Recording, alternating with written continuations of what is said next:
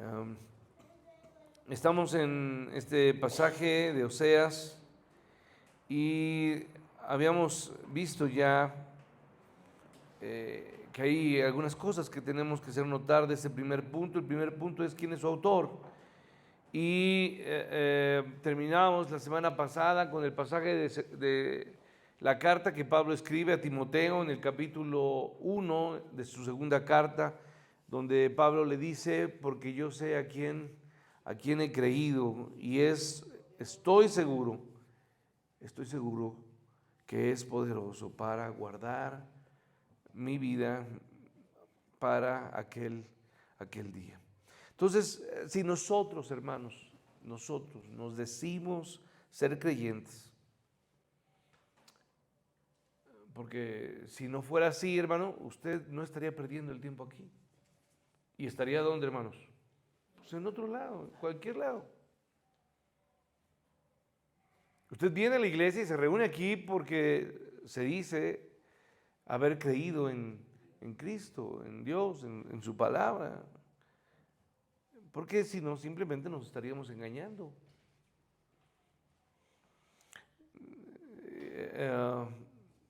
Y vaya que me llamaría mucho la atención esta forma de engañarnos, porque a veces sucede, tratando de decir que somos algo que en verdad no, que hermanos, no somos.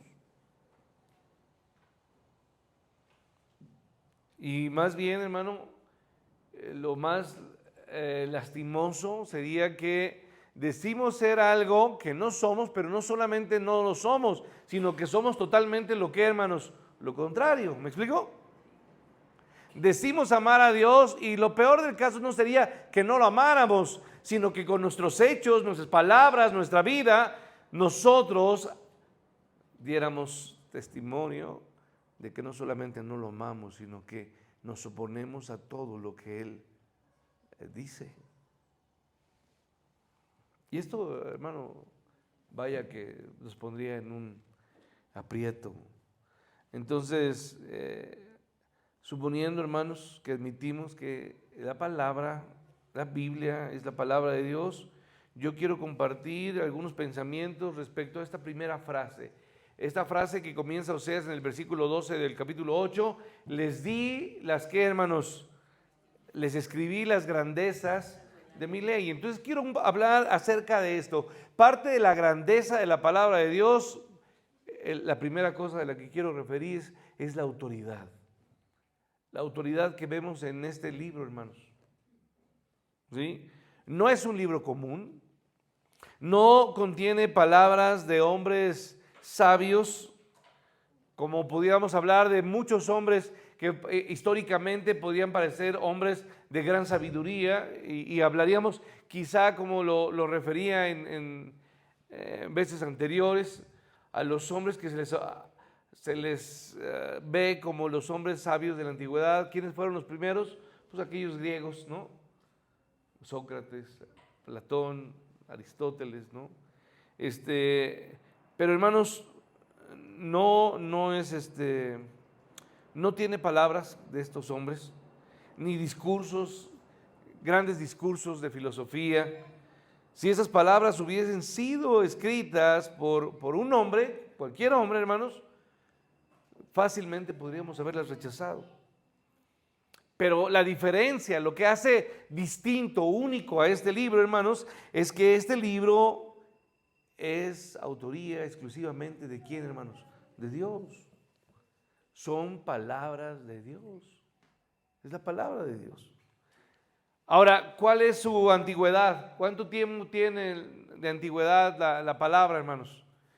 Y yo podría darle alguna explicación de cuántos años tendríamos que irnos hacia atrás para hacer ese estudio claro de la Escritura, hermanos, pero no me remonto a las palabras que fueron escritas y pasadas en papiro tras papiro. No, me estoy refiriendo, hermanos, a que este libro fue escrito allá en el cielo, hermanos.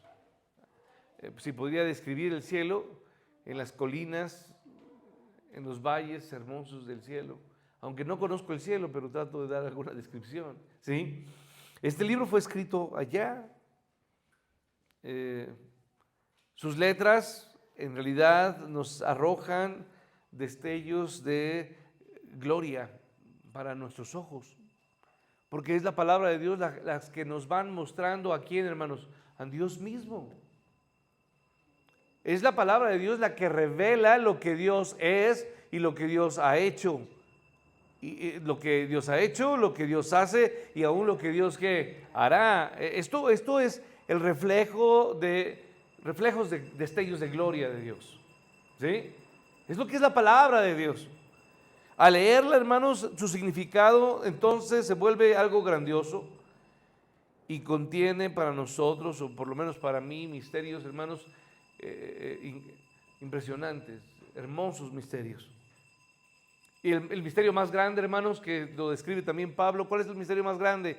El amor de Dios, hermanos. Y esto decimos de Cristo y de su iglesia, que Cristo se entregó, ¿por quién, hermanos? Se dio por ella, por su iglesia. Y Pablo dice, y esto es el gran misterio, el profundo amor de un Dios excelso, hermanos, dando su vida, ¿por quién, hermanos? Por su iglesia. Entonces, si hablamos de las profecías, todas ellas están llenas de inexplicables maravillas. Este libro es el libro de los libros, por así decirlo. Y por haber sido escrito por nuestro Dios, hermanos, ¿qué le debemos a este libro? Le debemos reverencia, toda reverencia.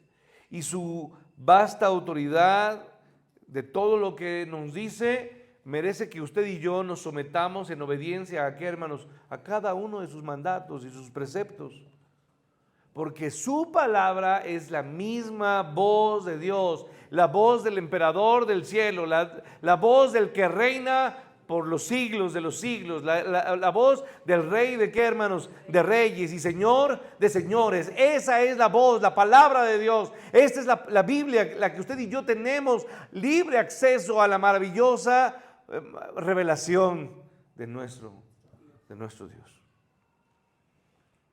¿Qué tendríamos que pensar?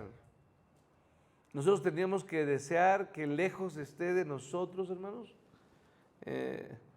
ejercitar nuestra razón de forma contraria a la palabra.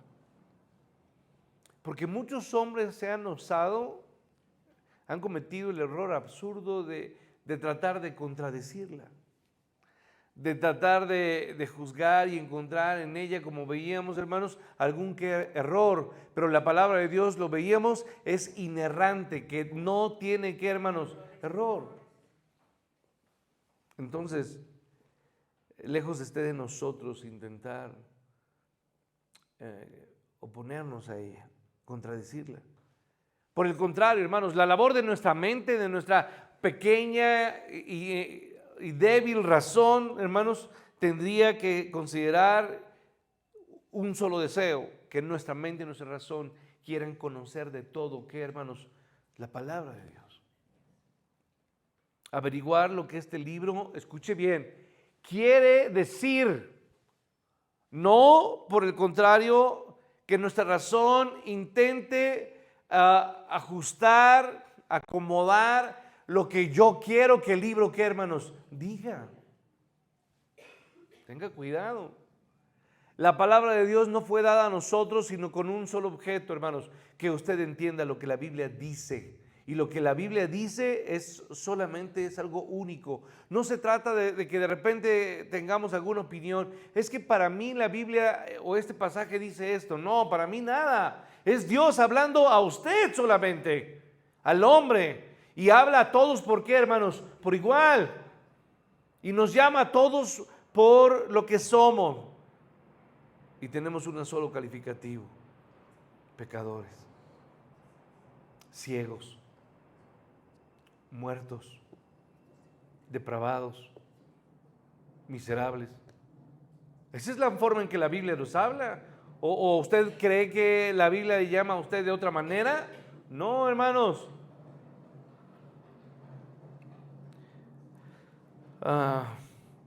No tratemos de establecer en sus palabras lo que nosotros queremos que diga. nuestra razón, nuestro intelecto debe de escuchar y poner atención a su palabra. ¿Por qué, hermanos? Y la respuesta es otra vez la misma, porque es la palabra de Dios. Y cuando Dios habla, hermanos, usted y yo, ¿qué tenemos que hacer? Callar y obedecer. Porque es molesto cuando de repente alguien está platicando, está diciendo algo y de repente la gente empieza a hablar y lo interrumpe, ¿no? No, hermanos. ¿Recuerda usted aquel profeta que dijo, habla que tu siervo qué? Que tu siervo oye. Entonces, la realidad, hermanos, es que cuando leo la palabra de Dios, yo me siento incapaz de entenderlo en toda su grandeza, porque mi mente es limitada. Y cuando intento, inclusive domingo a domingo, venir y explicar algo de la palabra de Dios, me siento incapaz. Incapaz de poder explicar y extender todo lo que la palabra de Dios nos tiene que decir. Yo no sé aquel hombre que pudiera decir que ha podido explicar en su vastedad tan solo un solo pasaje de la Biblia, que ha podido describirlo y exponerlo a la congregación o a las personas que escuchan y decir, he dicho y no hay más nada que decir. No, hermanos. Si pudiéramos recordar siempre que la Biblia es verdadera, es la verdad, y que realmente, hermanos, es escrita y fue escrita ¿por quién, hermanos? Por Dios. Quizá usted quisiera, hermanos, haber tenido la oportunidad de ir en aquel momento donde la palabra de Dios fue escrita con el dedo de Dios, en las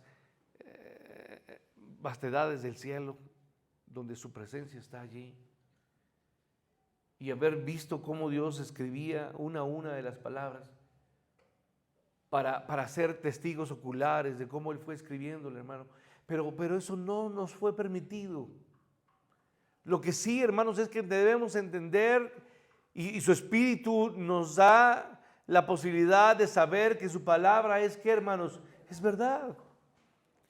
Y que es la palabra de Dios hablando a quién, hermanos, no solamente al hombre, hablándole a quién, a usted, a mí. Usted diga, es que Él me ha hablado a mí. Dios no viene a hablarnos a través de cosas extrañas, hermanos. No me habla a través de la pared, no me habla. Se acabó el tiempo donde Dios habla a través de otras formas. La única forma en que Dios habla es a través de ¿qué, hermanos? De su palabra. Hoy no hay visiones. Nada de que Dios vino y me habló. Sí le habló, pero si le habló fue a través de ¿qué? De la palabra. No hay otras formas, hermanos.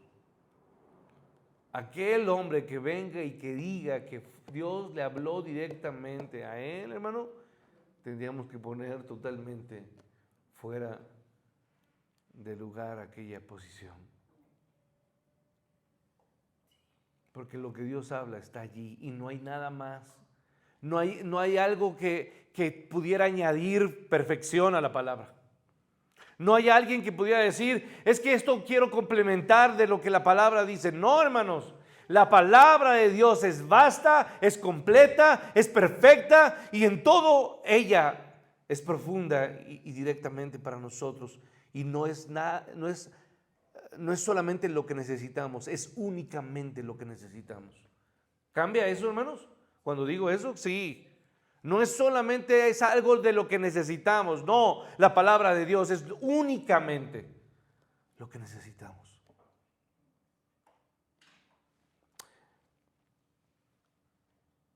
No dudemos de la palabra, o no dudes de que la palabra, de que la Biblia es la palabra de quién, hermanos, de Dios. Aunque no hayamos tenido la posibilidad de ver a Dios escribirle, hermanos, no dudes de qué es la palabra. Deberíamos entonces, cada vez que la palabra de Dios es abierta y cada vez que sus hojas o sus letras son leídas por nuestros ojos o nuestros oídos escuchan la palabra de Dios, ¿sabe qué tendría que hacer usted y yo, hermanos? Temblar temblar ante la voz de Dios hablándonos. Y cuando nos dijera, hijo mío, escucha mi palabra, está atento tu oído, oye Israel. Cada vez que la palabra de Dios hablara, usted y yo tendríamos que temblar ante su voz, ante su palabra. Y nunca, escuche bien hermanos, nunca despreciar. Hijo mío, no desprecies. Note entonces su autoridad, porque es la palabra de Dios. Pero no solamente voy a hablar de la autoridad que tiene la palabra, voy a hablar de la veracidad de ella. Si un hombre la hubiera escrito, ¿sabe qué hubiera pasado, hermanos? Miles de hombres, de críticos, de inmediato, la ofenderían, la criticarían, la cubrirían de pensamientos de maldad. Porque todo hombre es, ¿qué, hermanos? Es pecador. Todo hombre es en esencia, ¿qué, hermanos? Pecador. Entonces un hombre no podría haber escrito o echarse en sí la autoría de la palabra, porque en él hay pecado. Entonces, no faltaría hombres que la destrozarían de inmediato en juzgarla, y tal vez con mucha razón. Pero la diferencia, hermanos, es que esta palabra es la palabra de ¿quién, hermanos? De Dios. Entonces yo pudiera retar a todos los críticos que puedan buscar, intentar encontrar una falla en la palabra, que la examinaran de Génesis, Apocalipsis con toda tranquilidad y que nos enseñaran tan solo un error. Y no podrían. Esta, hermanos, la Biblia es una veta. ¿Sabe qué es una veta? ¿Nunca he escuchado una veta de oro? Una veta de oro es oro ¿qué? Macizo, puro. No tiene mezcla. Es puro oro. La palabra de Dios es la pura verdad. Como diríamos nosotros, la puritita verdad. ¿Sí me explico? No hay otra. No hay nada. Es verdad en ella misma. Entonces, no tiene sustancia de mezcla. Es una estrella sin mancha, es un sol perfecto, es una luz sin sombra, es una luna llena sin palidez, es una gloria sin penumbra. Nosotros cantamos y decimos Santa Biblia, ¿no? Santa Biblia para mí, eres un tesoro. Entonces, esta palabra de Dios no se puede decir de ningún otro libro. No podemos decir de ningún otro libro lo que podemos decir de su palabra. Podemos decir de la Biblia que de ella emana toda sabiduría. Podemos decir que no hay ningún asunto de necedad, de orgullo, no, hermanos. No hay insensatez en la palabra de Dios. La palabra de Dios pone fin a cualquier discusión. Y todo argumento, hermanos, delante de la palabra de Dios fracasa en contra de ella. La Biblia es un libro que no tiene mancha, no tiene error. Es puro, repito, sin mezcla. Es la verdad perfecta. ¿Por qué? Porque Dios lo escribió. Porque Él es el autor. Entonces podríamos intentar acusar a Dios de tener algún error. Si quiere, cualquier hombre pudiera decir esto. Sin embargo, va totalmente a ser un resultado absurdo y vano. No va a encontrar nunca un error. He leído de algunos hombres que con orgullo y con esa a veces vanidad o modestia que les caracteriza, les gustaría o les ha gustado alterar la Biblia. Y usted sabe que ha habido muchas personas que han alterado la Biblia. Y Incluso, hermanos, algunas personas cuando toman el púlpito, de repente ponen algunos velos a sus palabras. Cuando digo velos es, cambian un poco la forma de decir las cosas a como la Biblia las expone. Y pienso en alguna frase que quizá usted recuerde.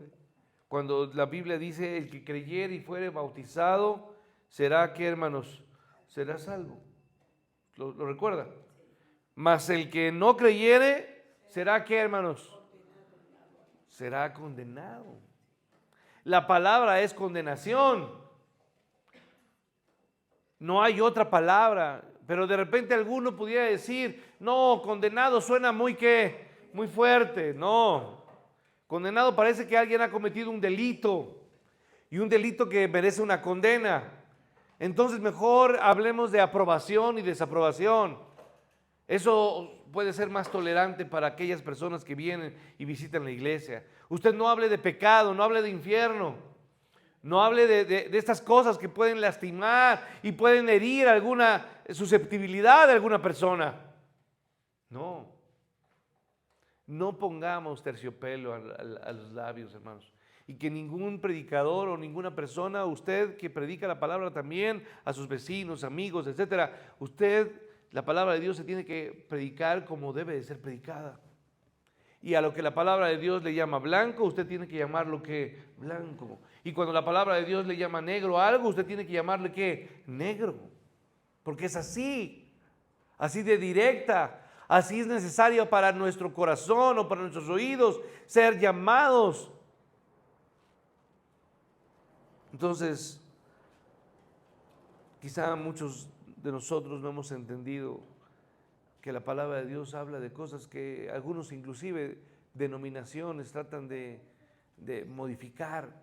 Pero la palabra de Dios dice que nosotros tenemos que hacer firme vuestra vocación y elección. Escuche, hacer firme nuestra vocación y vuestra ¿qué? Elección. Pero algunas denominaciones dirán, no, porque no creen en qué, hermanos, en la elección. No creen en la predestinación, ¿sí me explico? Y la palabra de Dios es muy clara. Dice la Escritura que nosotros fuimos elegidos desde antes de qué, hermanos, de la fundación del mundo. No es que Dios esté improvisando quién va a ser salvo y quién qué, quién no lo va a hacer. Dios lo sabe o no lo sabe desde los principios. Entonces, si la palabra de Dios ocupa la palabra elección, la Biblia enseña acerca de qué, hermanos, de la elección. No trato hoy de hablar de un asunto doctrinal, pero hermanos, no puedo evitar decir que hay doctrinas que son totalmente claras en la Biblia y que algunas denominaciones pudieran intentar, ¿qué, hermanos? Negarlas. No se trata, hermanos, de que yo estoy hablando de calvinismo contra arminianos. No estoy hablando de esto. La Biblia no menciona a un Juan Calvino, no habla de Juan Arminio. No, hermanos. La Biblia habla de que Dios eligió a los suyos desde antes de la fundación de qué, hermanos, del mundo. Antes de que fuesen fundados los montes.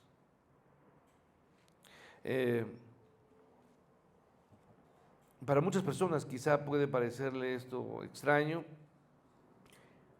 y que algunas personas quisieran tratar de hacer alguna corrección o precisión. Porque, hermanos, cuando de repente alguien escribe algo, y yo que llevo tiempo, mucho de mi trabajo es hacer redacción de escritos. Cuando de repente algo no se dice, de repente ponemos algún paréntesis o alguna nota al pie, ¿no? En la forma de escribir los libros actualmente, hermanos, hacen alguna precisión y ponen una llamada, ¿no? Y abajo ponen, esto quiere decir tal cosa, ¿no? Pero la Biblia, hermanos, no lo necesita. No tiene notas al pie. La Biblia, hermano, es clara en todos los sentidos.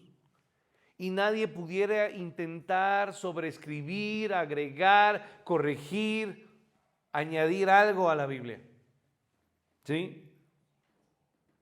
Y yo pondría, hermanos, eso es como intentar decirles a Dios que voy a enseñarle a escribir a Dios. Fíjese, el absurdo. Voy a enseñarle a Dios a escribir su libro.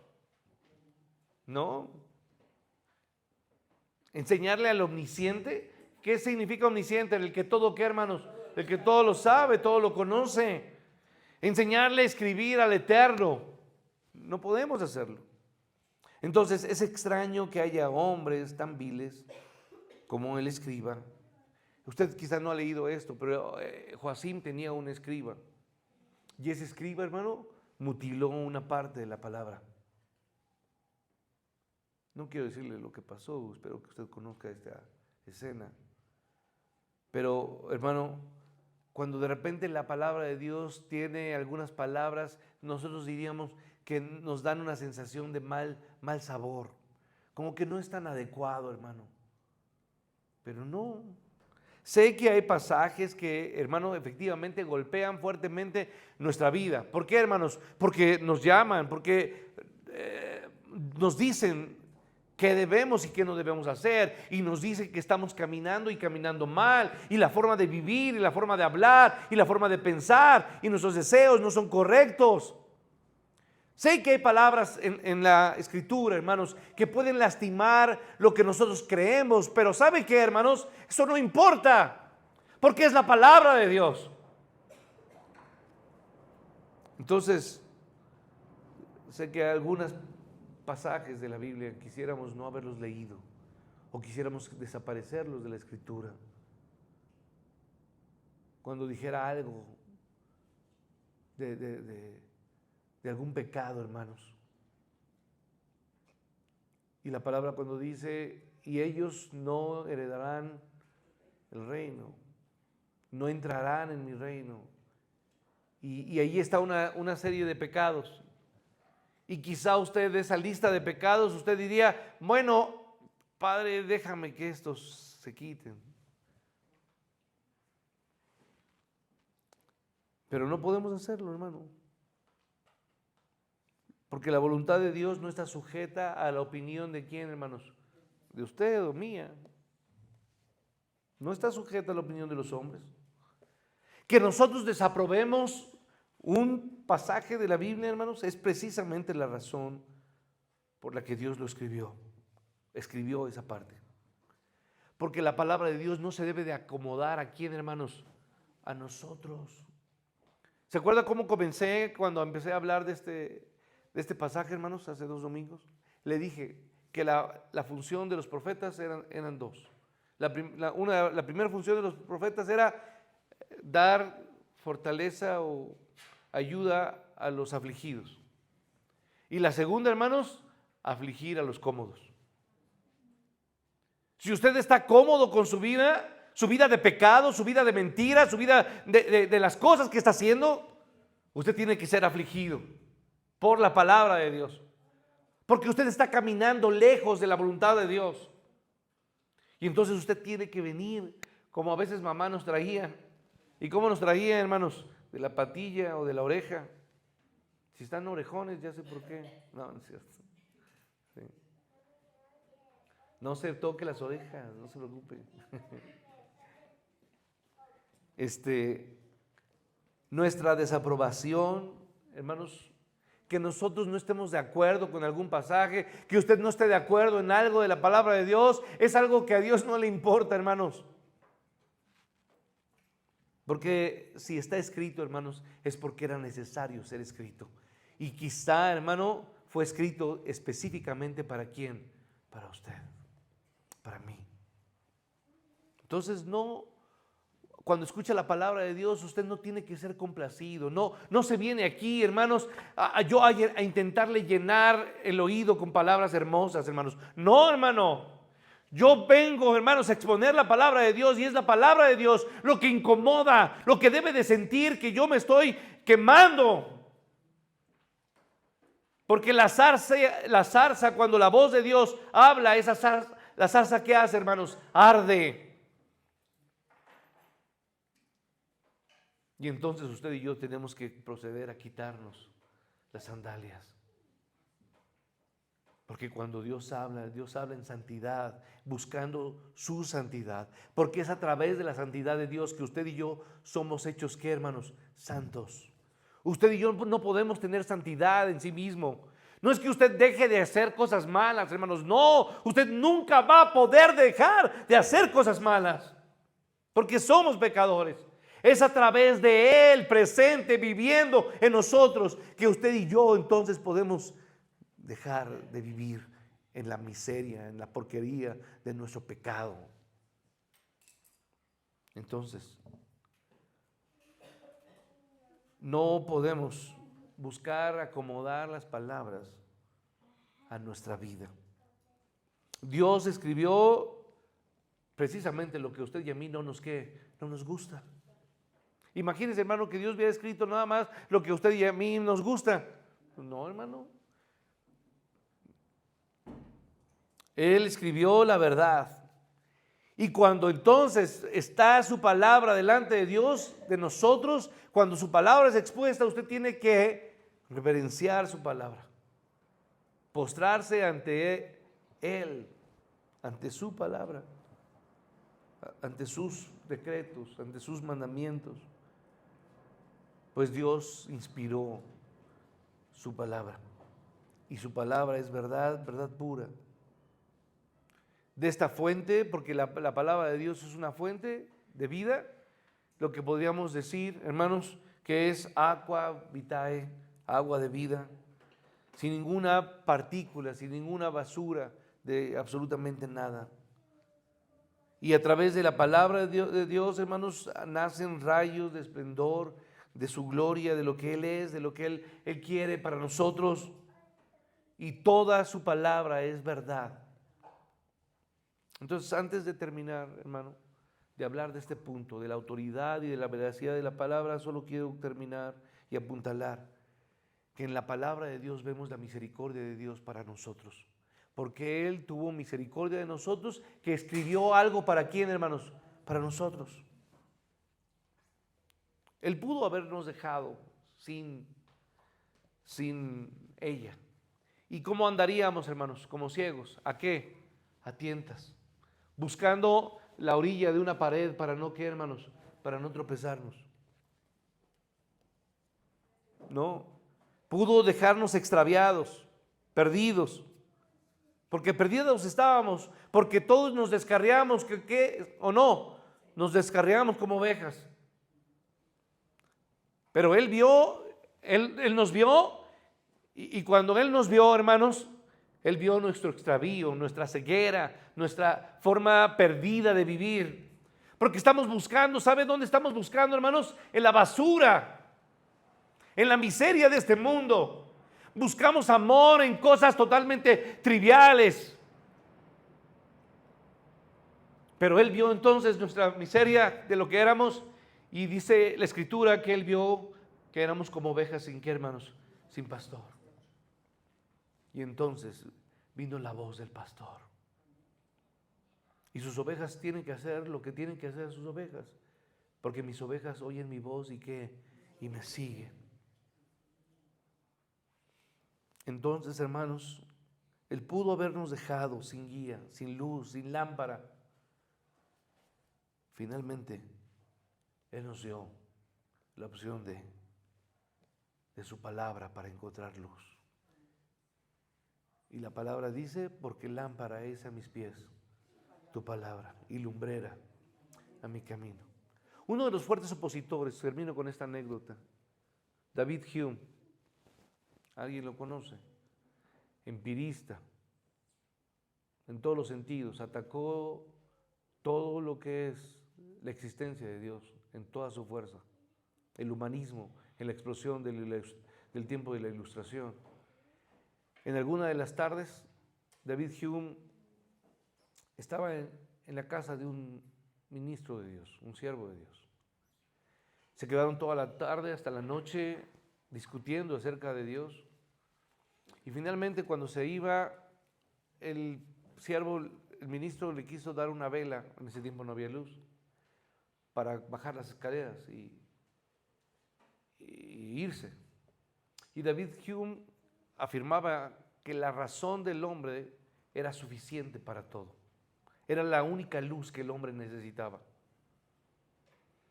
Y entonces David Hume contestó y le dijo, no, con la luz de la luna me basta. En ese momento, hermanos, como usted sabe, en un día nublado, la luna fue ocultada, ¿por qué? Por una nube. Y al bajar las escaleras, David Hume se cayó. Y entonces el ministro contestó y le dijo, creo que hubiera sido mejor tener una vela que pudiera guiarte en tu oscuridad. Y hermanos, es así como pasa. A ver, hermano, ¿la vastedad de la naturaleza y de la creación nos habla de Dios? Sí, claro que nos habla. Nuestra razón por sí misma podría dirigirnos a ver la grandeza y la gloria de Dios en todo lo que existe. ¿Sí o no, hermanos? Sí, porque su poder y gloria, como lo escribe Pablo a los Corintios, nos hablan de Él y de quién es Él. Pero su palabra es una vela incansable, una luz incandescente que nos guía en nuestra ceguera constante. Entonces, hermano, yo solamente le invito a que todos los días permanezca, hermanos, con luz para sus ojos, para esta vida. Porque en esta vida, en la vida de su casa, en la vida de su matrimonio, en la vida de lo que usted es, sea una mujer, un joven, un niño, usted necesita luz para vivir. No ande a tientas. En la palabra de Dios puede encontrar la luz basta y suficiente para caminar con certeza y nunca tropezarse. Dios le bendiga.